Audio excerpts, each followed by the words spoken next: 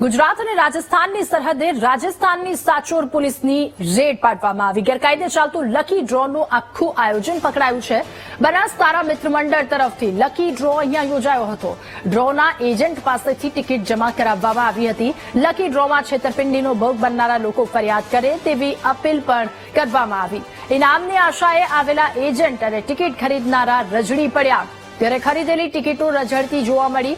વધુ એક લકી ડ્રોમાં ફસાવવાનો કિસ્સો રાજસ્થાનથી સામે આવ્યો છે। પોલીસે કહ્યું છેતરાનારા જે લોકો છે તેઓ ફરિયાદ કરે।